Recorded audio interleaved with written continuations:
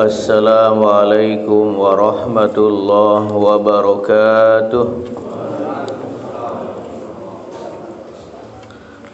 Alhamdulillahilladzi ahyana ba'dama amatana wa ilaihin nusyur. Alhamdulillahilladzi hadana lihada wa ma kunna linahtadiya laula an hadanallah. Asyhadu an la ilaha illallah wahdahu la syarika lah wa asyhadu anna Muhammadan abduhu wa rasuluhu, amma ba'd. Yang sama-sama kita hormati dan muliakan imam dan pengurus Masjid Abu Bakar, hadirin wal hadirat jamaah kajian syuruk yang dimuliakan Allah Subhanahu wa taala. Kita memuji Allah Subhanahu wa taala atas segala karunia, nikmat, inayah, hidayah dan taufiknya, sehingga keimanan dan amal soleh masih membersamai kita, mengisi hari-hari kita untuk mengisi malam-malam dan hari-hari kita dengan keimanan dan amal soleh sebagai bekal perjalanan hidup kita menuju Allah Subhanahu wa taala. Salawat teriring salam semoga senantiasa tercurah kepada Rasul junjungan kita Nabi Agung Muhammad sallallahu alaihi wasallam sebagai qudwah hasanah kita di dalam meniti hidup dan kehidupan ini. Jamaah sekalian, pada pagi ini kita akan menyelesaikan tafsir surah Al-Muzammil, dan insyaallah 2 pekan berikutnya kita akan mengenal alam al-jin, yaitu alam gaib, diantaranya adalah alam jin. Inna arsalna ilaikum rasula, sesungguhnya kami telah mengutus kepada kalian wahai masyarakat Quraisy seorang rasul. Syahidan alaikum, yang nanti pada hari kiamat akan menjadi saksi atas keimanan dan kekufuran kalian. Kama arsalna ila fir'auna rasula, sebagaimana kami telah mengutus kepada Fir'aun seorang rasul. Jamaah sekalian, ada persamaan antara masyarakat Quraisy, kaum musyrikin Quraisy, dengan pengikut Fir'aun. Sama-sama kufur dan sama-sama telah diutus kepada mereka seorang rasul. Fir'aun itu adalah nama sebuah simbol dari penguasa Mesir. Jadi setiap penguasa Mesir disebut dengan Fir'aun, yang dalam bahasa sejarah kita disebut dengan Ramses. Jadi Fir'aun itu adalah nama setiap penguasa di Mesir. Sebagaimana penguasa Persia disebut dengan Kisra, penguasa Romawi disebut dengan Kaisar, kemudian penguasa Habasyi disebut dengan An-Najasyi, kemudian penguasa Yaman disebut dengan Tuba,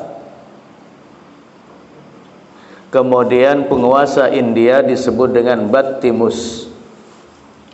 Itu adalah simbol. Dan Fir'aun pada masa Nabi Musa alaihissalam itu bernama Al-Walid bin Mus'ab bin Rayyan, itu namanya, yang mengaku ana rabbukumul a'la, yang terfitnah dengan kekuasaan. Jadi kita ulang kembali kisah Nabi Musa alaihissalam itu memenuhi beberapa poin. Yang pertama, kisah Musa terkait dengan fitnah kekuasaan, yaitu kisah Nabi Musa dan Fir'aun, kekuasaan. Kemudian kisah Nabi Musa alaihissalam yang terkait dengan fitnah jabatan, yaitu kisah antara Musa dengan Haman. Kemudian kisah Nabi Musa alaihissalam dengan fitnah harta, yaitu Musa dan Qarun. Kemudian kisah Nabi Musa alaihissalam,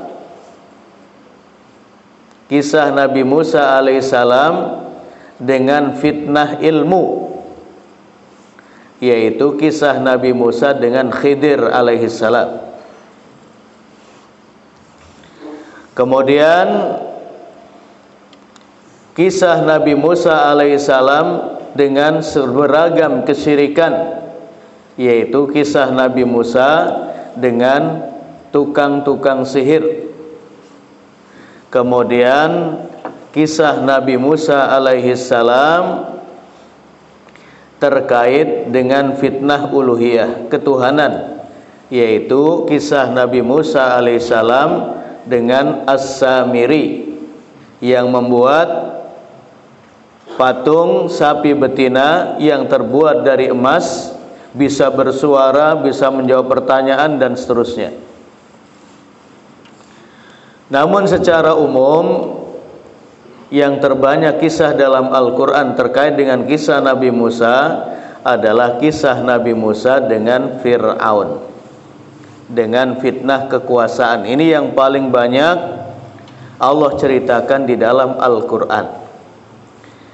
Dan tidak ada Nabi yang Allah ceritakan lebih banyak dalam Al-Quran daripada Nabi Musa alaihissalam. Dan hikmah terbesar dari kisah Nabi Musa adalah mengajarkan kita tentang kesabaran. Tentang kesabaran. Suatu saat Rasulullah SAW setelah membagikan harta rampasan perang pasca perang Hunain, maka Rasulullah didatangi oleh seorang Arab Badui, kemudian memegang kerah Rasulullah dan menariknya dengan keras sampai membekas. Dia mengatakan, "I'dil ya Muhammad," berlaku adilah ya Muhammad. Maka Rasulullah mengatakan, kalau Rasulullah tidak adil, siapa lagi yang mau berlaku adil? Kemudian Rasulullah mengatakan, rahimallahu Musa qad udhiya akbar min hada fasobar. Allah selalu merahmati Musa yang diuji lebih berat dari ini. Diuji oleh Bani Israel dengan ujian yang sangat berat, tetapi Musa bersabar. Nah, maka hikmah terbesar yang bisa kita petik dari kisah Nabi Musa adalah kisah kesabaran.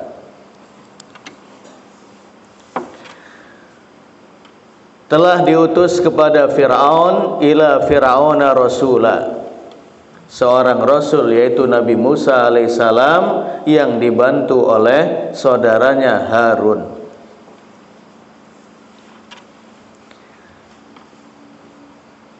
Fa'asa Fir'aunur Rasul, kemudian Fir'aun bermaksiat durhaka kepada Rasul tersebut, kepada Musa dan Harun.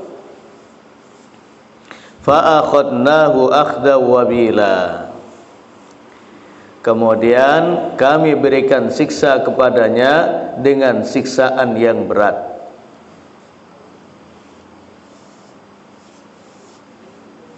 Di dunia mendapatkan siksa yang berat, Allah tenggelamkan Fir'aun dan bala tentaranya serta pengikutnya di dasar Laut Merah.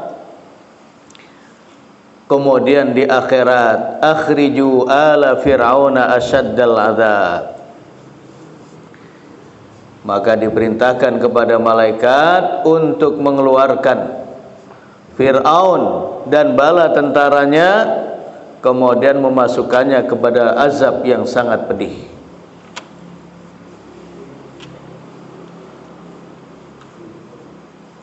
fa akhadnahu akhdan wabila. Fa kaifa tattaqun, bagaimana kalian bisa menjaga diri, membentengi diri dari azab Allah Subhanahu wa taala di dunia dan di akhirat. In kafartum, jika kalian kufur, yauma yaj'alul wildana syiba, kafir kepada hari yang pada hari itu ketika terjadi anak-anak menjadi beruban. Dan ini sebagaimana disebutkan oleh para mufassirin menggambarkan bagaimana dahsyatnya azab Allah Subhanahu wa taala, yaitu pada saat terjadinya hari kiamat.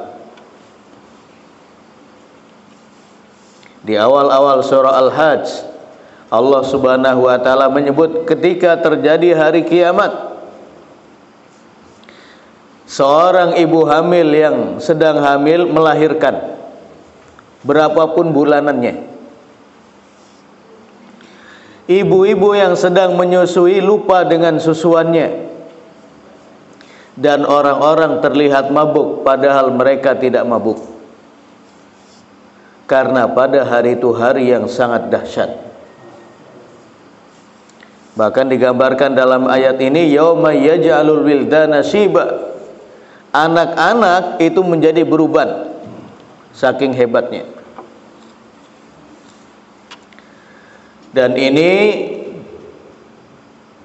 majazan wa haqiqiyan, bahasa secara kiasan atau majaz, saking menggambarkan hebatnya keadaan hari kiamat itu. Manusia tidak ada yang merasa nyaman dengan datangnya hari kiamat. Semuanya diliputi oleh perasaan takut. Orang yang sebelumnya tidak beriman pada saat itu langsung beriman, karena mereka sadar dengan apa yang mereka dengar dari ayat-ayat Al-Quran dan sabda-sabda Rasulullah SAW tentang hari kiamat benar-benar terjadi.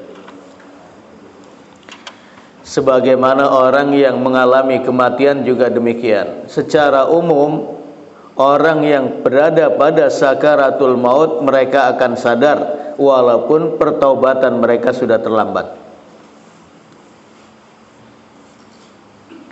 Jadi ketika sudah ditadangi oleh malaikatul maut, itu baru sadar bahwa keadaan sangat sulit. Bagaimana kalau mereka mengalami hari kiamat? Yauma yaj'alul wildana syiba, yang membuat anak-anak menjadi beruban. Kemudian yang kedua, hakikian, bahwa keadaan ini adalah hakiki, bukan kiasan. Artinya karena dahsyatnya pada hari itu membuat seluruh orang menjadi ketakutan. Dan orang kalau sudah ketakutan itu ya berat. Maka sekarang pun kita sudah melihat orang yang ingin menjadi penguasa, ingin menjadi pejabat dan seterusnya. Ketika menjadi penguasa dan pejabat, tidak lama kemudian rambutnya beruban, walaupun disemprot, walaupun dia apa, karena tanggung jawabnya berat. Ya, presiden kita dulu ketika menjadi wali kota tidak setua sekarang. Itu gambaran memang mas'uliyah, tanggung jawab itu berat. Termasuk wali kota kita dan seterusnya. Walaupun itu seiring dengan berjalannya waktu, tetapi nanti pada hari kiamat betul-betul anak-anak menjadi beruban total, tidak menunggu waktu lama.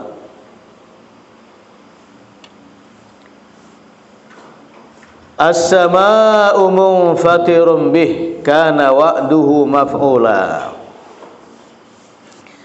Langit terpecah belah, terbelah. Idza samaa'un fatarat, idza samaa'un syaqqat. Itu keadaan pada hari kiamat. Langit sekarang yang menghiasi bumi, menghiasi penglihatan kita, nanti ada saatnya pada hari kiamat langit betul-betul menjadi bencana yang besar. At-Tamatul Kubra, menjadi bencana yang sangat besar, yang sangat hebat. Ketika kita tinggal di rumah kemudian kejatuhan batu sekepalan ini, sekepalan tangan, kita akan kalang kabut, berjatuhan. Bagaimana kalau yang jatuh adalah langit, terbelah adalah langit, makhluk Allah yang terbesar setelah arsy. Kita lihat matahari yang sedemikian besarnya, itu di bawah langit hanya segini. Bintang-bintang yang lebih besar daripada bumi di bawah langit hanya berkerlipan. Pada saatnya nanti langit akan terbelah dan berjatuhan, menjatuhi bumi. Kana wa'duhu maf'ula, dan janji Allah itu pasti terjadi.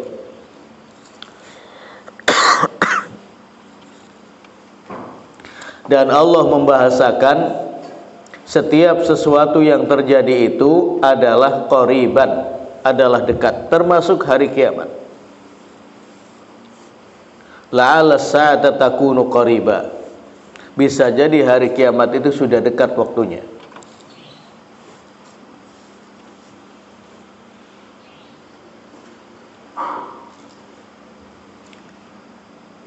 Inna hadhihi tadhkirah.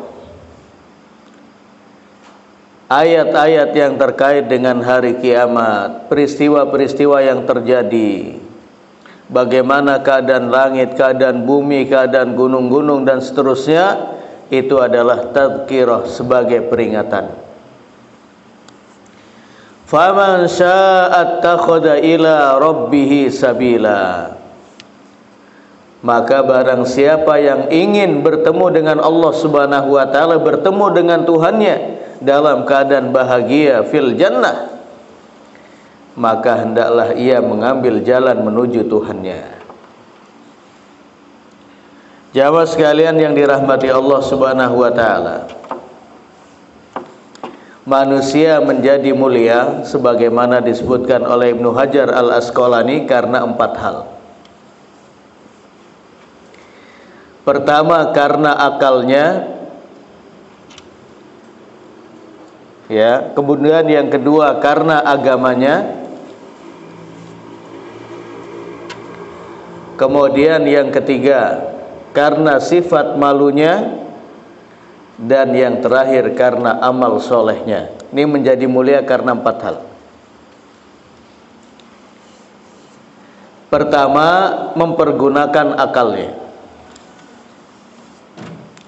Apabila akal kita terus dipenuhi dengan ilmu, ditaburi dengan pengetahuan, insya Allah kita akan menjadi mulia.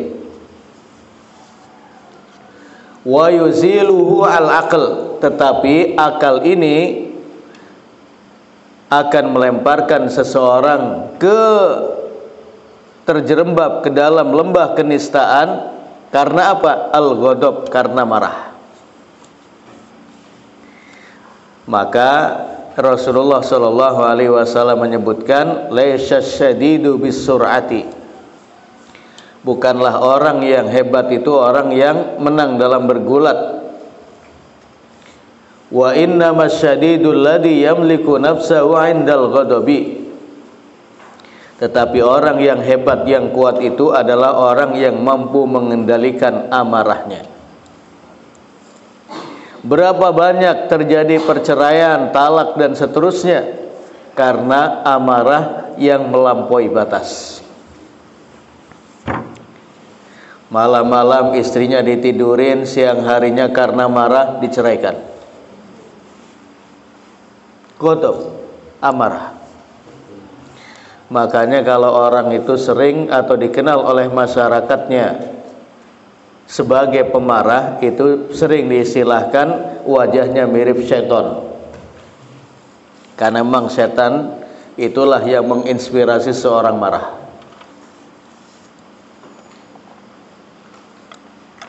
Kemudian yang kedua adalah ad-din. Orang berilmu tanpa dihiasi dengan agama yang baik akan menyesatkan orang, membodohi orang.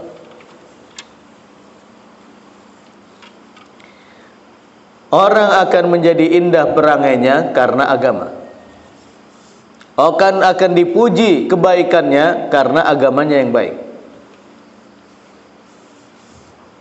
Pengamalan agamanya sempurna, akan semakin terlontar ke puncak kebaikan. Wa yuziluhu al-hasad. Dan agama ini akan menjadi hancur apabila dilebur oleh al-hasad, kedengkian. Karena dengan kedengkian ini orang akan menolak kebenaran.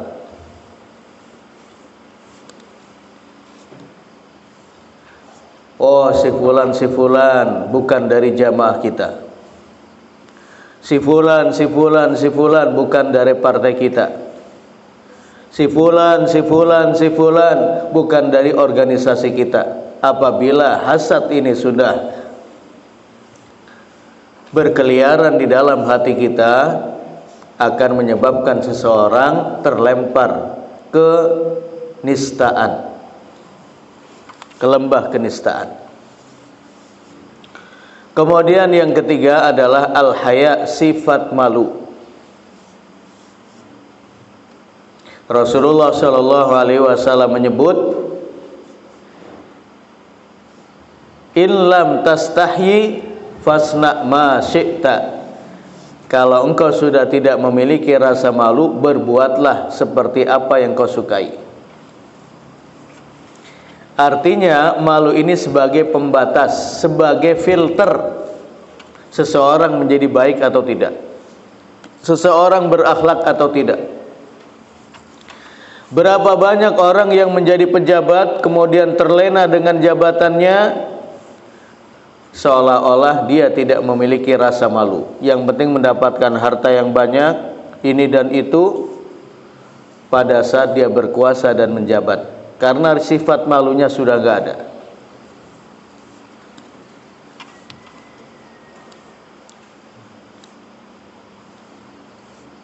Dan sifat malu ini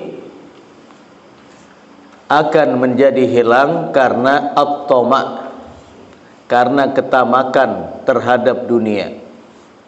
Kenapa orang bisa korupsi? Kenapa orang bisa selingkuh? Kenapa orang bisa ini dan itu? Bisa menipu orang, bisa mendustai orang? Karena tamak dengan dunia. Yang tadinya bersaudara, satunya memiliki kekuasaan, satunya tidak, maka berbeda. Karena tidak memiliki sifat malu. Dihancurkan dengan ketamakan. Ketika sedang dibutuhkan, didekati. Ketika sudah tidak dibutuhkan, dipental.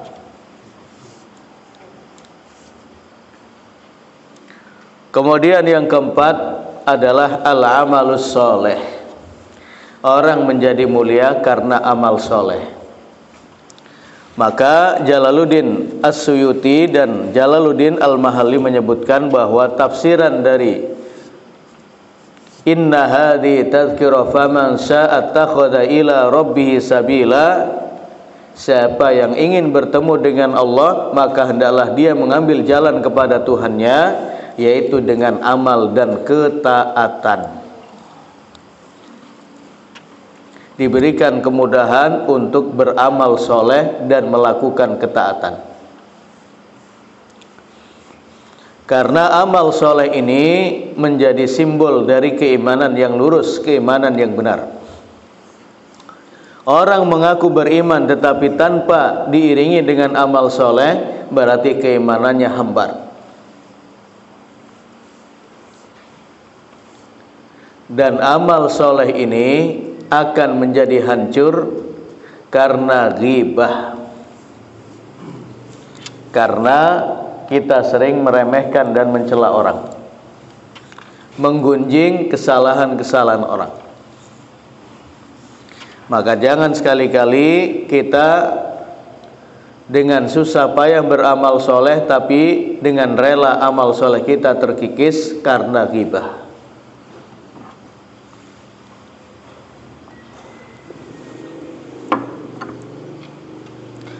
Inna rabbaka ya'lamu annaka taqumu adna min thulutsayil laili wa nisfahu wa thulutsahu wa ta'ifatum minal ladina ma'ak.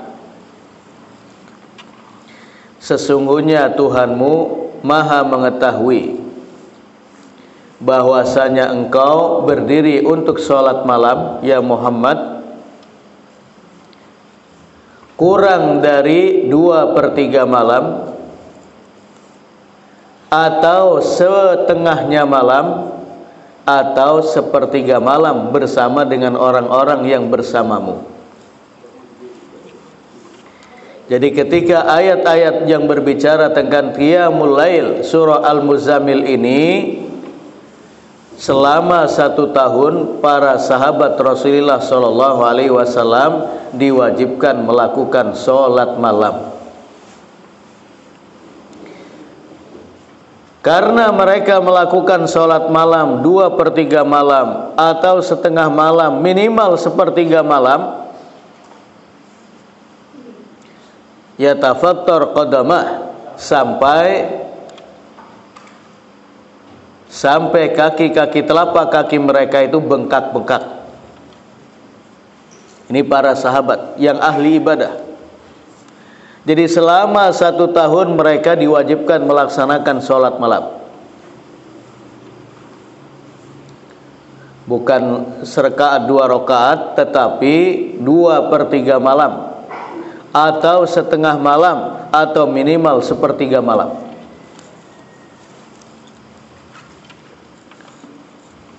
Sehingga telapak kaki para sahabat menjadi bengkak-bengkak. Jadi para sahabat bengkak itu karena sholat malam, bukan karena olahraga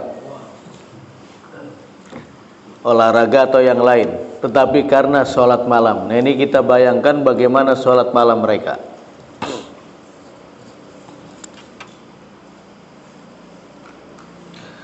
Wallahu yuqaddirul laila wan nahar, dan Allah lah yang menetapkan malam dan siang. Jadi berapa lama malam, berapa lama siang hari, itu sudah Allah tetapkan.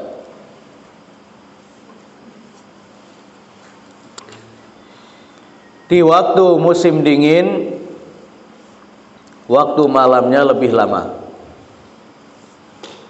Sehingga kalau di Arab Saudi itu, di musim dingin terutama di Madinah,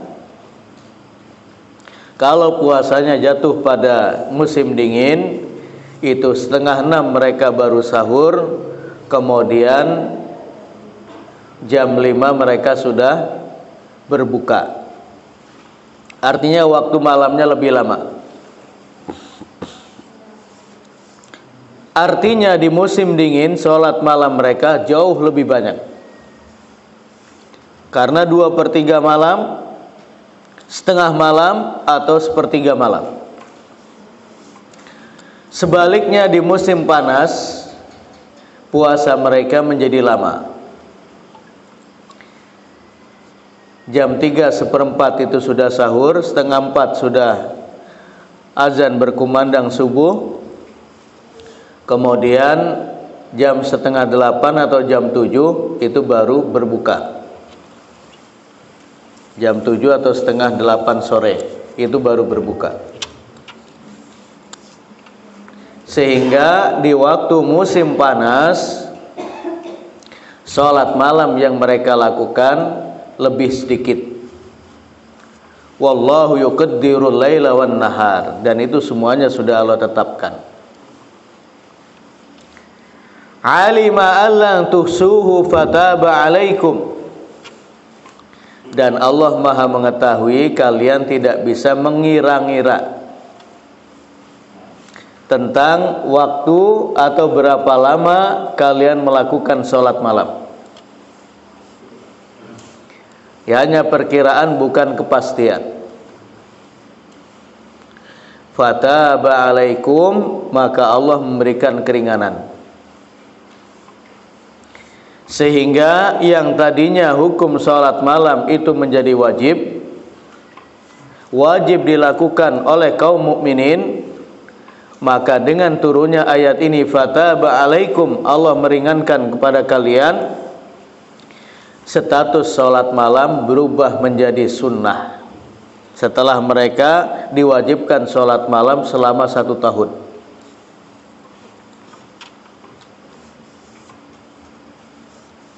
Berubah menjadi sunnah dan tidak kepada Rasulullah. Adapun sholat malam tetap diwajibkan kepada Rasulullah Sallallahu Alaihi Wasallam secara khusus.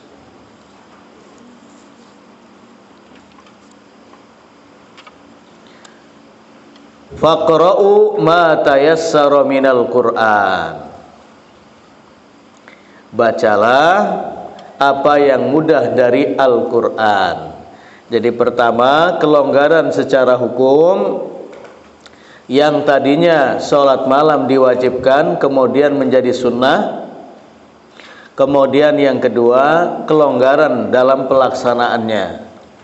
Faqra'u ma tayassara minal Qur'an. Yang tadinya mereka melaksanakan sholat malam 2/3 malam atau setengah malam, minimal 1/3 malam, maka berikutnya sholat malam disunahkan dan pelaksanaannya menjadi lebih ringan, yaitu faqra'u ma tayassara minal Qur'an. Berapapun yang dilakukan dari sholat malam, yang penting di malam hari, tidak mesti harus 1/3 malam, setengah malam, apalagi 2/3 malam. Bahkan walaupun hanya 2 rakaat ditutup dengan 1 witir.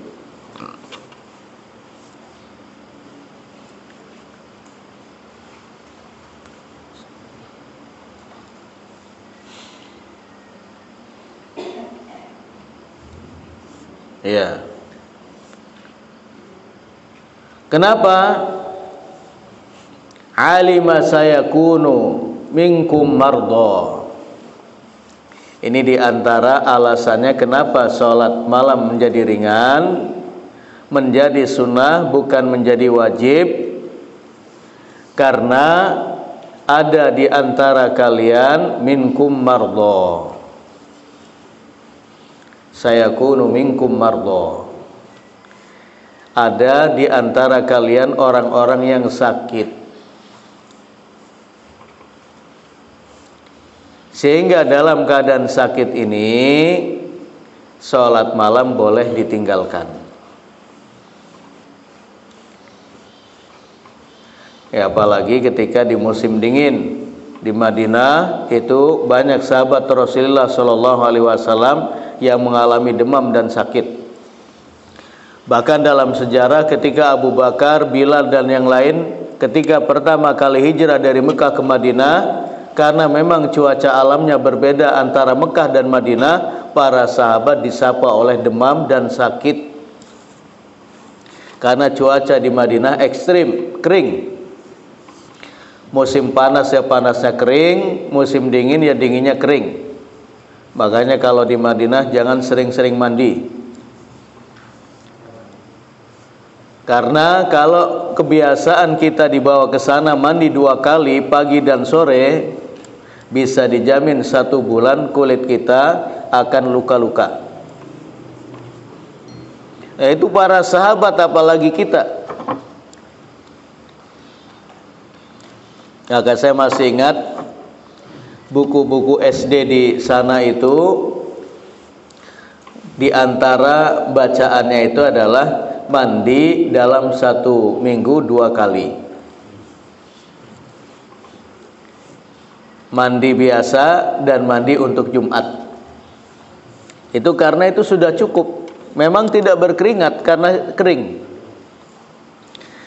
Sehingga bagi kita yang umroh kalau di Madinah itu 3 hari pakaian kita tidak ganti nggak ada masalah, karena tidak mengandungi kotoran, jadi tetap baik. Berbeda dengan Mekah yang lembab.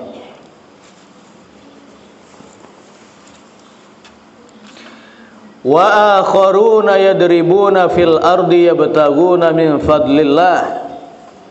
Dan ada sebagian yang lain yang bertebaran di permukaan bumi mengais rezeki Allah Subhanahu wa taala, mengambil karunia Allah Subhanahu wa taala berupa rezeki, artinya mengadakan safar. Sementara Rasulullah sallallahu alaihi wasallam menyebutkan as-safaru qit'atun minal adab, bahwa safar perjalanan itu adalah separuh dari azab Allah Subhanahu wa taala. Makanya seindah apapun perjalanan itu tetap saja melelahkan, seperti azab bencana. Bahkan kalau bisa perjalanan dari Jakarta ke Madinah ditempuh 2 jam, itu yang dimaui oleh manusia. Kenapa? Karena apapun yang kita kendarai sampai ke Madinah, sampai dalam perjalanan itu tetap saja bahwa perjalanan itu adalah separuh dari azab Allah Subhanahu wa taala.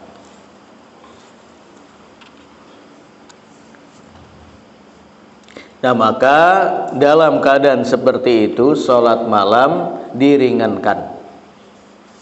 Diringankan hukumnya, boleh tidak dilakukan atau pelaksanaannya hanya sebagian kecil dari malam, yang penting sholat malam.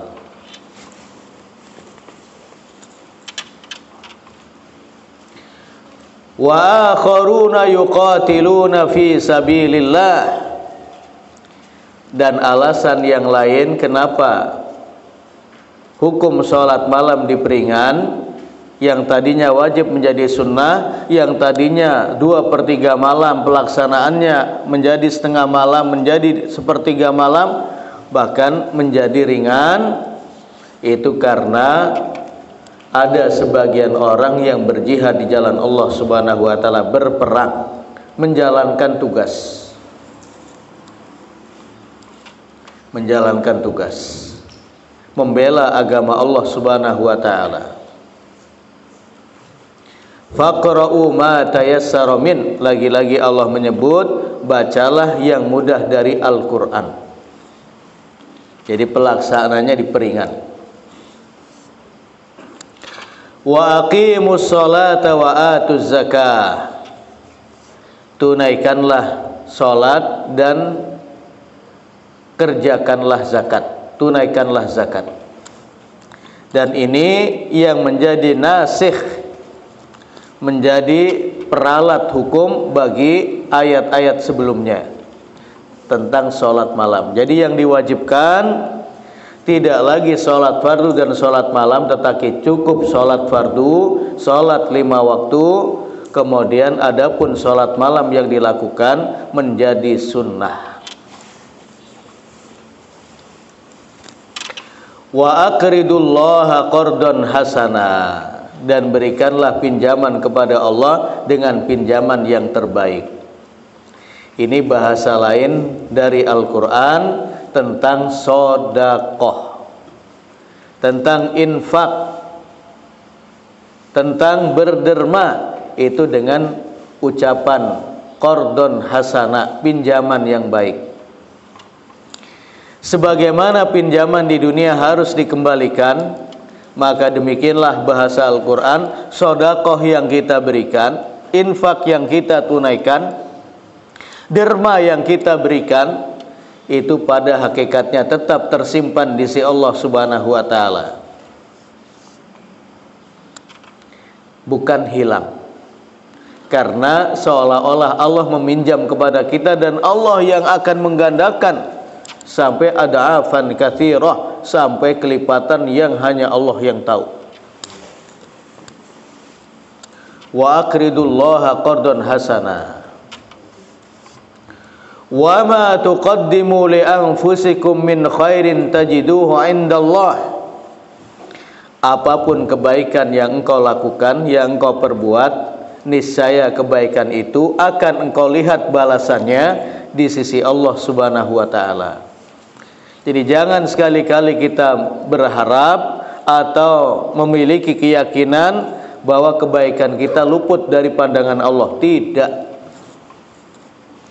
Sekecil apapun kebaikan yang kita ukir, seringan apapun ketaatan yang kita perbuat, ahsahullahu wa nasuh, semuanya akan tercatat di sisi Allah Subhanahu wa taala, walaupun kita yang sudah berbuat itu lupa dengan perbuatan itu.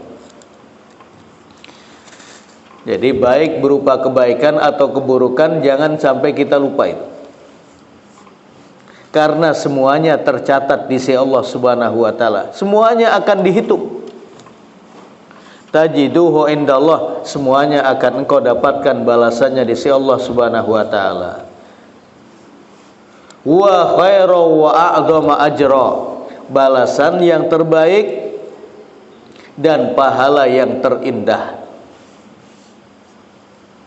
Wastaghfirullah, dan setiap amal baik yang kita lakukan hendaknya diiringi dengan beristighfar, sehingga kemudahan amal yang Allah hamparkan di hadapan kita tidak menjadikan kita bangga diri dan sombong. Wah, sayalah yang paling banyak baik kebaikannya, yang paling banyak sedekahnya, yang paling baik ibadahnya. Tidak. Maka beristighfarlah, sehingga tidak mengakibatkan bangga diri, ujub, dan supaya pahala kita tidak terkikis.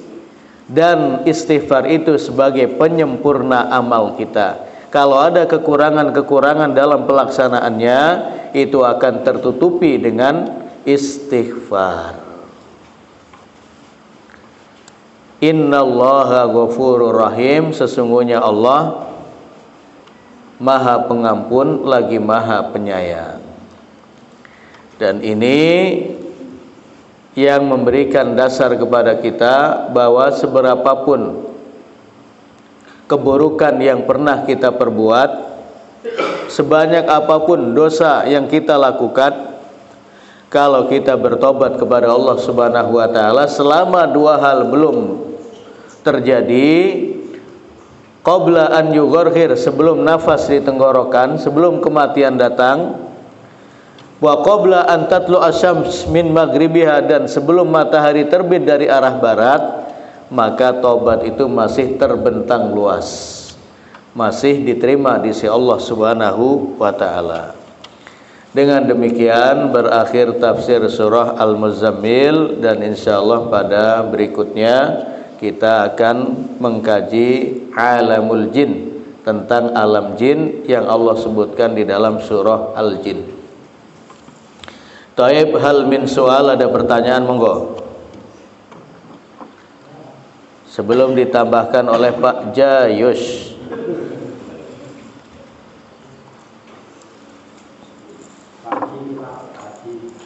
Ada? Ya, Pak Ji. Waalaikumsalam warahmatullahi wabarakatuh. Kesalahan kita ketika pertama kali wafat dibangkitkan dari kubur, ataukah kesalahan kita ketika hari akhir nanti? Terima kasih. Penyesalan pertama ketika datang kematian, itu penyesalan pertama. Kalau sudah di akhirat itu sudah pasti semuanya menyesal. Penyesalan kedua di alam kubur. Penyesalan ketiga ketika dibangkitkan. Dan penyesalan terakhir ketika berada dalam siksa neraka. Itu wa anna lahu dzikra, penyesalan yang sudah tidak ada lagi memberikan kata manfaat. Ketika empat hal itu sudah terjadi, penyesalannya sudah terlambat.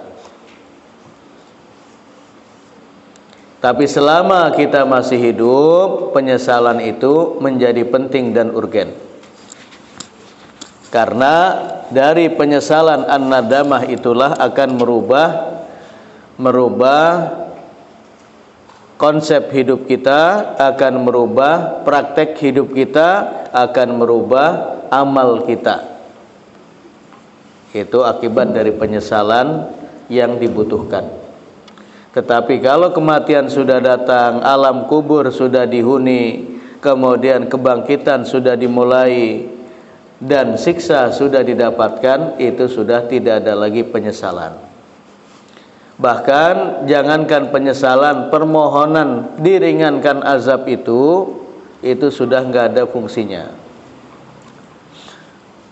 Ketika terjadi dialog penghuni neraka dengan malaikat Malik, ya Malikul yaqdi alaina rabbuk, wahai Malik, mintalah kepada Tuhanmu supaya azab kami diringankan sedikitlah. Bal innakum makithun, tidak, tetapi kalian berada dalam kekekalan azab di neraka. Nah itu, jadi penyesalan pertama pada saat kematian datang. Makanya sering kita lihat ada orang yang meninggal itu nangis, ya, kemudian walaupun tidak bisa berkata-kata, tetapi air matanya menggambarkan memang keadaannya sulit. Karena ketika kematian datang itu keadaannya cuma ada dua, keadaan orang yang beriman dan keadaan orang yang di luar iman. Yang beriman, Allah berfirman dalam surah Fussilat ayat 30, innal ladzina qalu rabbunallahu tsumma istaqamu tatanazzalu alaihimul malaikatu alla takhafu wa la tahzanu wa abshiru bil jannati allati kuntum tu'adun. Akan diperlihatkan surga sebelum meninggal. Adapun yang tidak memiliki iman, apapun bentuknya, entah itu kemunafikan, entah itu kesyirikan, entah itu kekufuran, kefasikan, itu akan diperlihatkan neraka sebelum meninggal. Al-Anfal ayat 50, walau taro id yatawaffal ladina kafarul malaikatu yadribuna wujuhahum wa adbarahum wa dhuqu adzabal hariq. Tidak engkau lihat ya Muhammad bagaimana keadaan orang-orang kafir ketika meninggal dunia itu? Malaikat akan memukul wajahnya dan punggungnya seraya memperlihatkan neraka dan mengatakan fadzuqu adzabal hariq, rasakanlah azab Allah yang membakar. Itu bagaimana tidak dalam keadaan ketakutan, penyesalan, tetapi sudah terlambat. Karena nafas sudah di tenggorokan.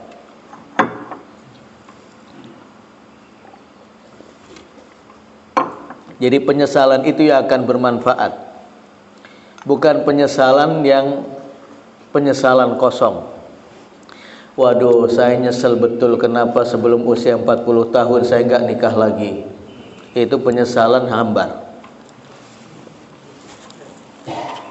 Ada lagi? Ya. Berkaitan dengan sholat malam, biar gimana caranya biar mudah, biar supaya sholat malamnya lancar gitu.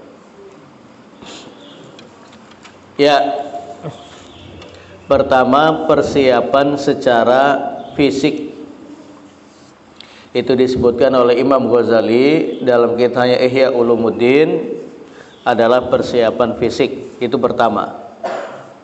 Maksudnya apa? Terkait dengan makanan dan minuman yang kita konsumsi selain halalan thayyibah, pastikan jangan berlebihan. Adamul israf, tidak berlebih-lebihan. Karena makanan yang kita konsumsi melebihi batasnya, itu akan memberatkan kita bangun malam. Terutama makan sore, itu sederhanakan, jangan banyak-banyak. Di samping akan menetralisir kesehatan kita, menjamin kesehatan kita, juga harapan untuk bangun malam itu lebih baik. Lebih baik. Kemudian yang kedua, persiapan maknawi dengan memperbanyak doa. Kemudian juga persiapan yang lain, memang kita sudah bersiap-siap secara maknawi, sudah menyiapkan sajadah, sudah menyiapkan segalanya. Dan itu kalau niatannya sudah itu, insya Allah Allah akan bangunkan. Samalah seperti antum misalnya kemarin lihat Piala Dunia, walaupun tidur mesti bangun jadwalnya itu, iya kan? Iya, mau makan mau enggak tetap bangun itu. Kalau tidak bangun penyesalannya, aduh, semifinal kok enggak bangun. Beda. Nah, maka semangat dan giroh itu juga mempengaruhi untuk kesiapan sholat malam. Jadi kalau sudah niat, insya Allah Allah akan bantu. Malaikat akan membangunkan. Ya. Apalagi kalau sudah menjadi tradisi kita, sebagaimana yang dialami oleh Thayyib Ismail, Abu Thayyib Ismail. Itu sebelum tidur itu selalu mendoakan saudara-saudaranya 100 orang, didoakan satu persatu. Nah, suatu saat karena kelelahan, karena kegiatan pada rutinitas pada hari itu melelahkan, dia tidak bangun. Akhirnya Allah mengutus malaikat untuk membangunkan. Kok istirahatnya nggak nyaman? Ternyata dia lupa pada hari ini belum mendoakan 100 orang saudaranya, didoakan satu persatu. Sama seperti sholat malam.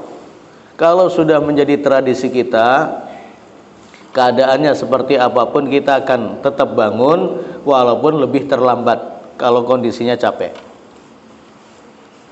Ya, Allah akan menjaga amal-amal kita selama kita menjaga hukum-hukum Allah. Ihfadillah yahfadka. Jagalah hukum Allah, niscaya Allah akan menjagamu. Itu sudah jaminan dari Rasulullah. Ya. Jadi persiapan fisik dan non fisik itu yang dilakukan.